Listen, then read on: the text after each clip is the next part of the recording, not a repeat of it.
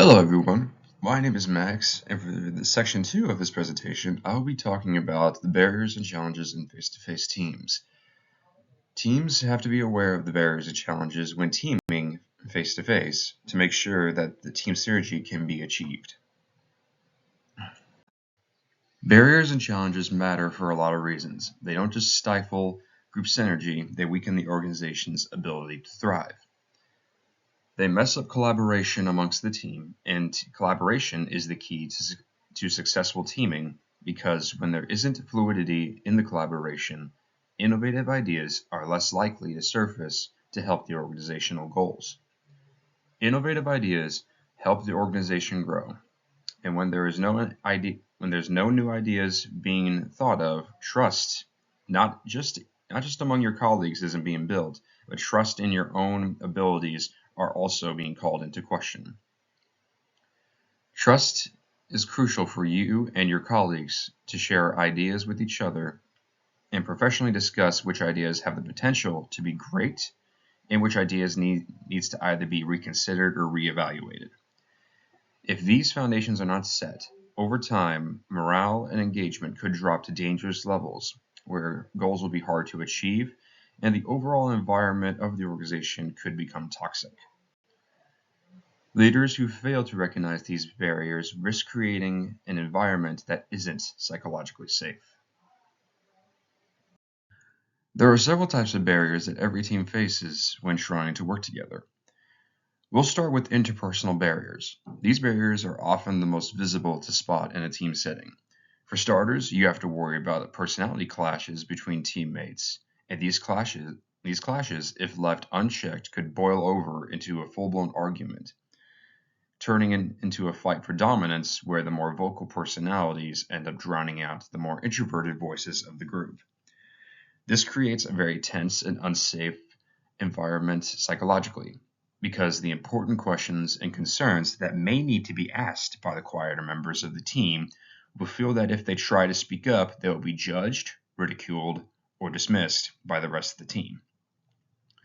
Dominant personalities can unintentionally silence diverse perspectives, which, while low trust between colleagues, make collaboration fragile, which sow distrust among the team. And that makes team collaboration super fragile and borderline uncooperative.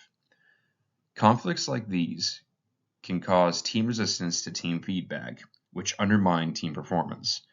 It's important to make sure that teams highlight the importance of fostering inclusivity and respect in every action while they work together.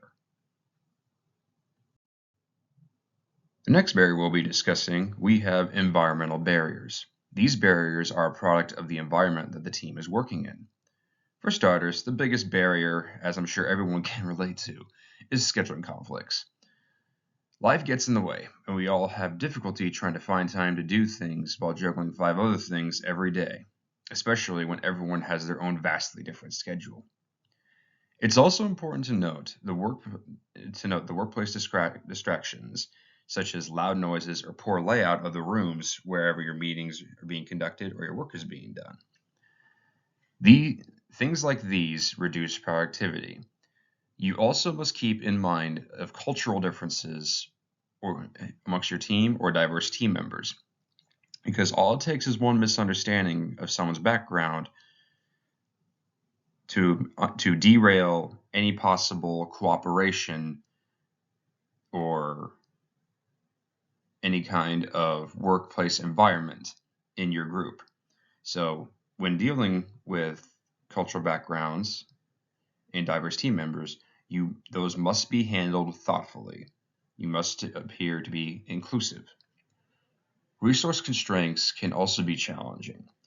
Time management, budget costs, or lack of tools can limit the team's ability to collaborate effectively. And beware of organizational silos. They can restrict the flow of information, isolate teams, and prevent knowledge sharing amongst themselves. These barriers cause friction that leaders must learn how to manage effectively. And finally, we have structural barriers. These barriers are the problems that are put in the very design of whatever organization you are working with. For there to be good structure, everyone has to know the role they play. Knowing what role everyone plays highlights their responsibility and thus gives everyone accountability to their actions. With structure, projects will be executed to perfection because everyone knows what's expected of them to complete the tasks. Problems grow and become unresolved when accountability is non-existent, and it can affect the culture of the organization, as well as waste valuable resources and time trying to complete tasks.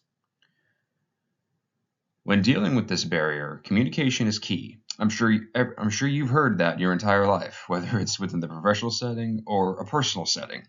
Communication is the foundation of everything that happens, especially when working with your colleagues in a group. Poor communication channels, such as fragmented emails and text chains to ineffective meetings, leave teams scattered and unorganized. Ineffective leadership and lack of direction are products of poor communication, leaving teams without guidance, and thus the progress begins to stagnate when undergoing any kind of team project. Addressing these structural barriers require intentional design and strong foresight to see them so teams can operate as a cohesive unit.